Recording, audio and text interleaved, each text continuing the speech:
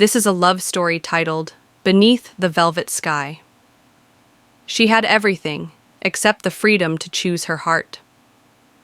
Vivian Lancaster returned home to the sprawling Lancaster estate after a year in Paris, feeling like a stranger in her own legacy. Her life was made of pearls, velvet, and cold expectations, polished on the outside, suffocating within. Harold Lancaster had arranged for a new driver, claiming the old one had grown too familiar.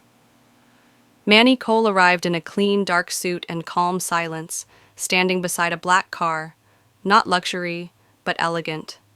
He opened the door without a word, and their eyes met briefly, hers curious, his unreadable. She noticed his hands first, rough from work, but steady. Not like Derek's soft, manicured ones. The silence during the drive wasn't awkward. It was peaceful, real, a kind of presence she hadn't known she craved. When an old jazz tune played on the radio, she was startled. Her late brother Noah's favorite. "You like jazz?" she asked softly. Manny gave a short nod, his eyes fixed ahead. That ride was the first time Vivienne felt seen, not as an heiress, but as a woman. In the following weeks, Vivienne requested Manny personally for every outing, to events, lunches, and gallery strolls. They began to talk, first about traffic and weather, then about books, architecture, and memories. Manny spoke of dropping out of university to care for his ill father. His pain wasn't worn like a badge, it lived quietly in his voice. Vivienne found herself laughing around him, then wondering why she had stopped laughing in the first place. Derek, her father's chosen suitor, was more interested in her inheritance than her opinions.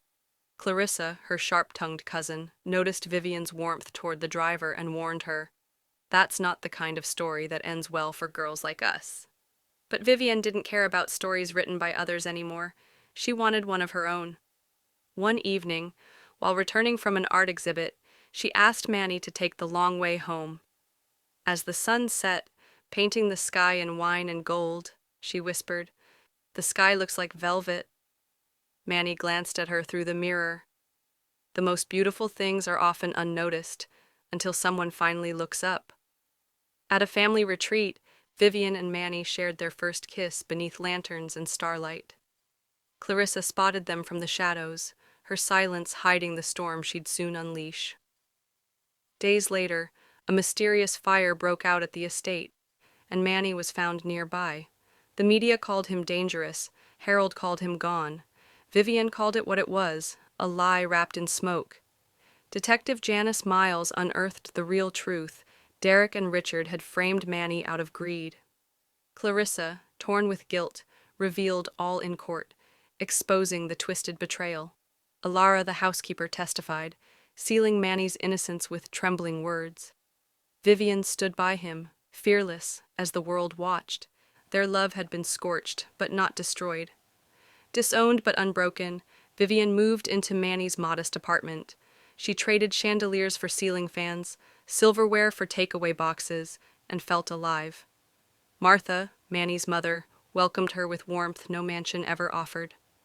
Vivienne began writing, pouring her story into a memoir of loss and love.